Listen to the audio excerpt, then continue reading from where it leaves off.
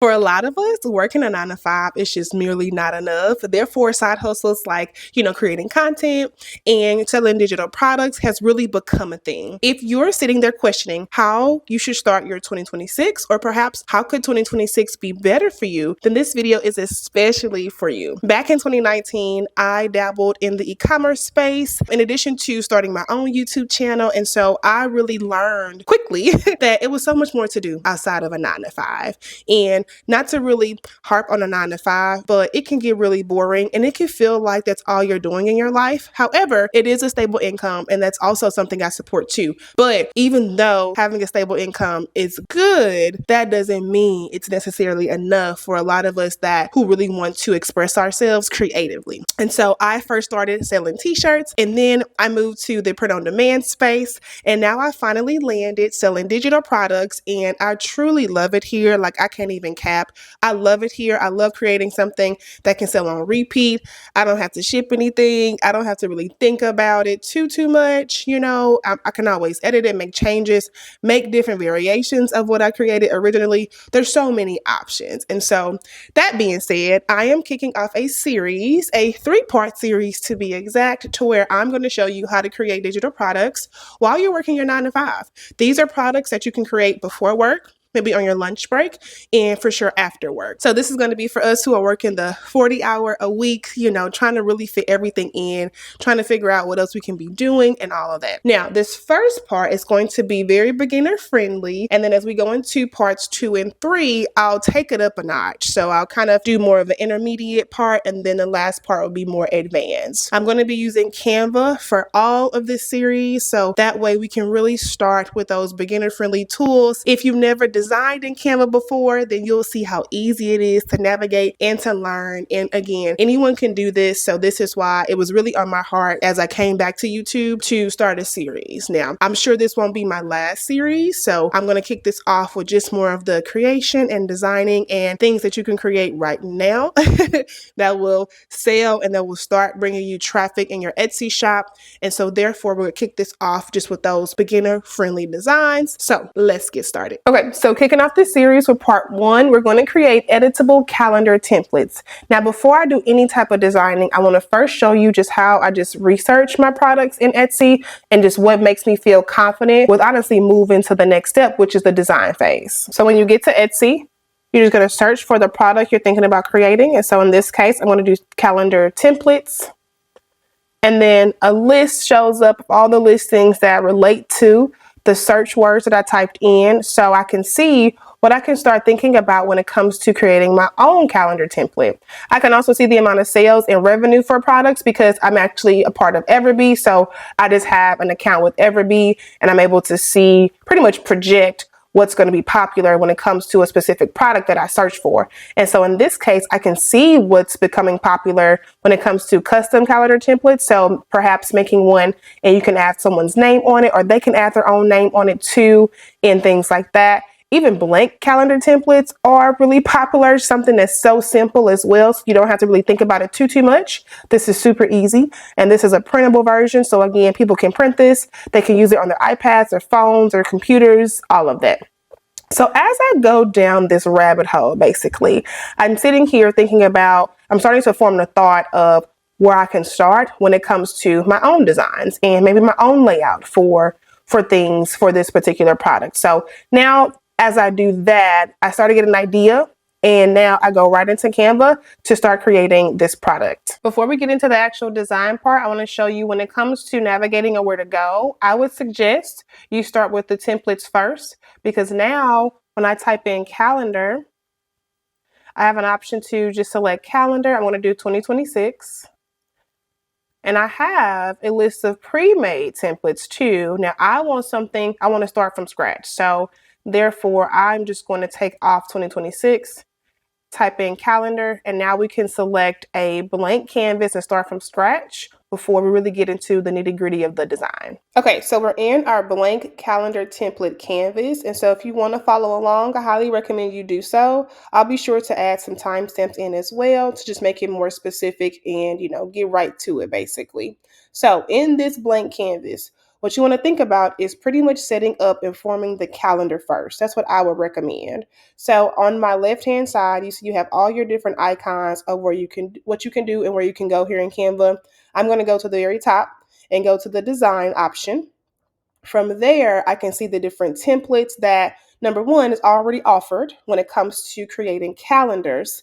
But also, if I really want to scroll down here, I can get more inspiration. So it gives me an idea of how to form my calendar on top of the research I just did on Etsy. So I can kind of put two and two together.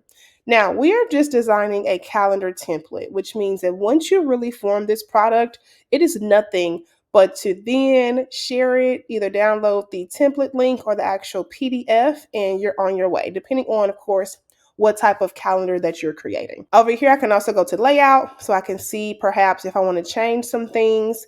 I already have pre-made layout, ready for me, and I can use these as well.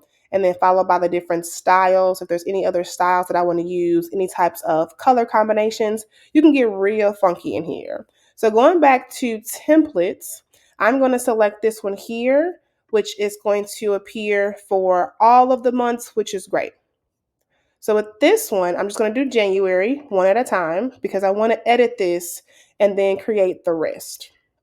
So I'll just close this window real quick. Now, what you see here is that it just populated January 21st with the dates, which is great, right? And all the things. Now, this is just the out of the box feature, but this is where you can start creating, making it your own, right? Because again, it's all about your creative wit, all the things that you want to put into and pour into and the things that you think about. This is for you to sit up here and say, hey, I don't know if I like the black and white, but I might like blue and white, or I might do purple and pink. Whatever you want to do, this is for you to thrive and shine, basically. Now, just off bat, I know that this calendar table takes up the majority of the screen and the page, and I don't want that. So instead, I'm going to just select the entire table, and I did that by just selecting the corners. So I'll click off and show you. So clicking again, click on those corners, and I'll click the entire table because you want everything to be highlighted. And I'm just going to take the right corner of the calendar, and I'm going to drag that to where it's a little smushed, like not too much. I still want to give people the opportunity to perhaps write in certain boxes, but nonetheless, I don't want it to take up the entirety of my page. I can also do that here with the lines, so I can just go ahead and go to those lines and change them and make those smaller. So scoot that in here too, if it lets me. Let me just drag that down real quick. I'll scoot the January over. I can also just delete this too, and I can also move over the 2026 to fall in line with the table, the date table, basically. Now, if you do like the line look, this is where you can go over to elements, and you can either search for lines, is here,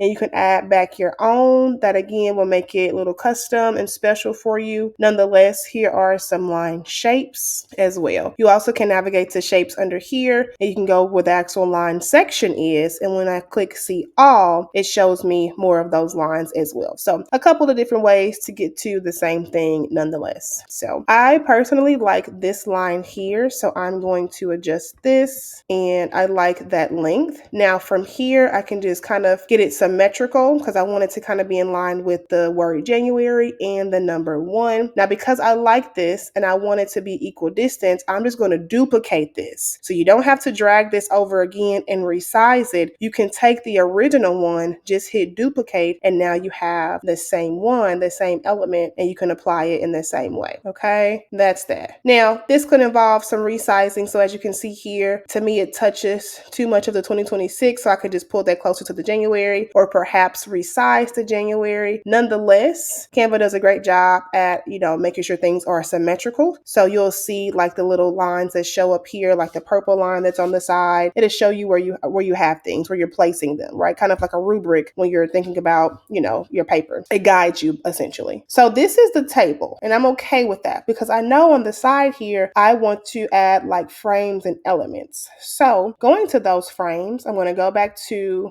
the original page of my elements. I'm going to scroll down here as well to where I see frames. Here's frames here, kind of like towards the bottom. Now, all these frames are going to be things that I can add to really make this product unique. One thing I do love is the Polaroid frame. I think that's super fun. You can really make it what you need to. So if I want wanted to add that as an element. This is how the calendar now becomes really unique in shape. To really take it up a notch, you can take a basic shape here too. So I'll click on this square, and perhaps you can even put it in one of the boxes here as well and just kind of customize it like that. So perhaps for this particular frame or calendar, they want to have something specific for the 15th of January, and you can just copy this and apply it to different cells as well. So what I'm getting at is this is how you can start really compiling this to be very customized. And once you now download this and apply this across all the months, this is how you're creating a calendar template. Now, with that, I can also add things within this, or because this will be an editable link. So basically, and I'll show you here in a second, I'm going to create this product to where all of it's going to apply to all the months. So perhaps this format that I make here is going to be applicable across, January through December. And so basically, I'll take these off and I'll finish adding some things here. I can add a text box, and so that way, if you want to write something, you can also do that here too, and keep that in line with the Polaroid. So basically, all of this is, me creating the template for now the buyer to create. Now, let's just say and I'll zoom in a little bit, I also want to make sure that this actual calendar table, it just does something else. So since I chose this and the color is kind of like this sage green, I'm going to also make sure that my font matches this text box. And I can just hit this color here. And as you see down here, I'll this over all of my recording stuff. I can switch it to change all. And basically any text that's black and anything that was black is now changed to sage green. Now I want to undo that because what I want is I still want the numbers to be bold. Now I'm on a Mac, so I'm going to highlight the 1 and then press down on Shift and select 2026. So now both of them are selected at the same time. And I want these also to be green, which is great. And I want to keep some type of like contrast design too, because you don't want this to be boring. Like you want it to still have some uniqueness too. And again, the customer can also change it. But let's just say they like the out of the box changes that you created. They can just have at it and just use the calendar as is. But I also want to make sure I change the table too. So you see the dotted lines here, not a true fan of that. So instead, I'm going to create a thicker border, and I want to change this to the same sage green. And now when I click off of that, you'll see that this is now sage green. So just to double check, now that says sage green. Okay, perfect. Here's the outside border, change that. Perhaps increase the border weight. So I'll change that to a 3. And now instead of it being that dotted line, because I clicked on that table and I went to my actual table icon, the border, I changed the color and I went to the actual border style and I went from dotted to just a straight line and I increased that size just by 1. So that's how you can edit the actual table of the calendar. You can do the same thing here too with when it comes to the columns and the text. A lot of this is so editable, you guys, but basically now I'm just going to create this for all of the months. So let me do that real quick and I'll be right back. Okay, so off camera, I pretty much just replicated this entire thing for each month. And so as you can see here, if I scroll, you'll see every month is now listed. Everything is the same. You can really switch things up. Like you can scoot the table over, and kind of like switch it up a little bit by perhaps putting the elements on the left side instead of the right side. Again, this is where all of your creative control should be in full effect. And so with this now, because I want this to be an editable link, I am going to go up to my share option and I'm going to select template link. Now this is really cool for Canva Pro because you're able to pretty much give access to this entire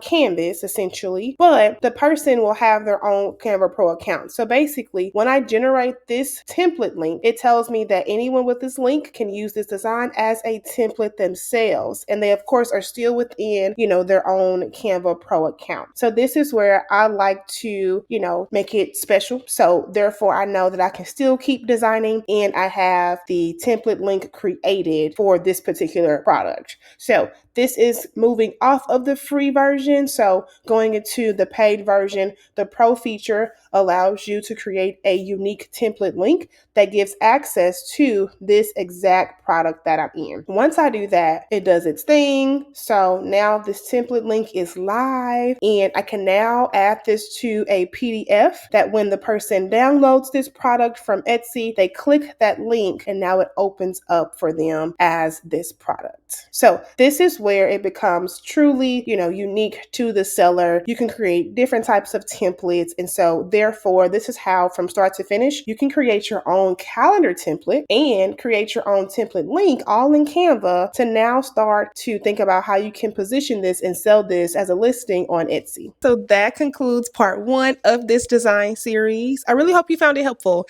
I hope that you saw how easy it was for yourself. So again, I want to take you from idea to execution and help you bridge that gap. If you thought part 1 was easy, wait till you see part 2. We're going to take it up a notch, okay? But nonetheless, we're going to always stay in Canva with this. So I hope you followed along, and I hope you found it, again, really helpful to just go through the actual process of what I did. As you saw, I literally just slapped a template on there, a calendar template, adjusted the size, changed the color, added some elements, and nonetheless, it is a finished product. So it does not take long. It definitely does not take any rocket science to really create something to sell for a profit. So if you found this helpful, let me know down below, and I'm going to catch you in part 2. Bye, y'all.